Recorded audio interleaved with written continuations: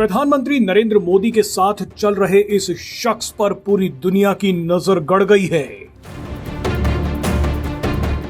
अगर हम कहें कि इस शख्स को पूरी दुनिया ढूंढ रही है तो गलत नहीं होगा, क्योंकि इस शख्स के पास ऐसा रणनीतिक खजाना है जिसके लिए कई देश मुंह मांगी कीमत देने को तैयार हैं।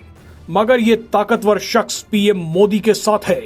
आपको बता दें कि पीएम मोदी के साथ दक्षिण अमेरिकी देश चिली के राष्ट्रपति गैब्रियल बोरिक हैं। गैब्रियल बोरिक का पीएम मोदी के साथ होना कई देशों को परेशान कर सकता है। ये तस्वीरें देखकर चीन की तो सांसें ही अटक गई होंगी। पीएम मोदी के साथ गैब्रियल बोरिक का होना क्यों दुनिया को हैरान कर रहा है वो आपको आगे बताते हैं, लेकिन उससे पहले आपको एक शानदार तस्वीर दिखाते हैं।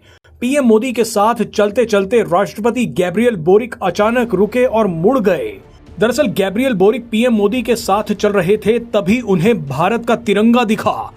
राष्ट्रपति गैब्रियल अचानक तिरंगे की तरफ मुड़े और पीएम मोदी से अशोक चक्र के बारे में पूछने लगे। पीएम मोदी ने राष्ट्रपति गैब्रियल को अशोक चक्र का महत्व समझाया। राष्ट्रपति गैब्रियल ध्यान से पीएम मोदी की बातें सुनते रहे।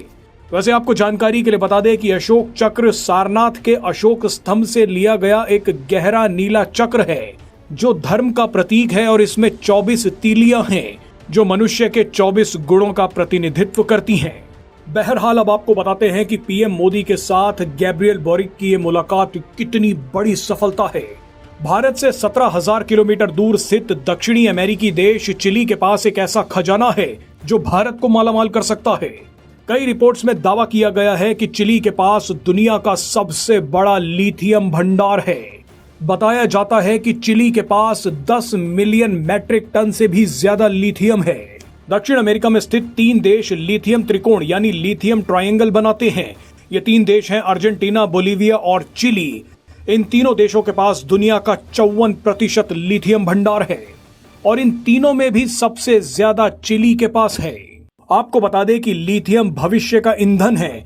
आप ये जानकर हैरान हो जाएंगे कि साल 2019 में लिथियम आयन बैटरी बनाने वाले 3 वैज्ञानिकों को रसायन शास्त्र का नोबेल पुरस्कार मिला था।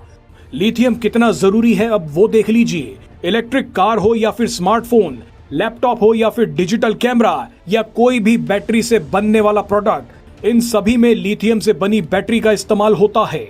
खास बात यह है कि लिथियम से बनी बैटरी रिचार्जेबल होती है, यानी ये लंबे समय तक काम आती है और इसी वजह से ये सस्ती भी पड़ती है।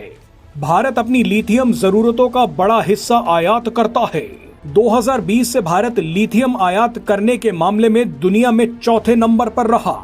अभी अपनी लिथियम आयन बैटरियों का बड़ा हिस्सा भारत को चीन से लेना पड़ता है, क्योंकि चीन के पास भी लिथियम भंडार है, मगर भारत चीन पर अपनी निर्भरता को कम करना चाहता है। भारत अब लिथियम ट्रायंगल के 2 देशों के पास पहुंच चुका है। भारत की सरकारी कंपनियां अपना पैसा लगाकर अर्जेंटीना में लिथियम भंडार खोज रही हैं। इसके अलावा भारत चिली के साथ भी बड़ी डील कर सकता है।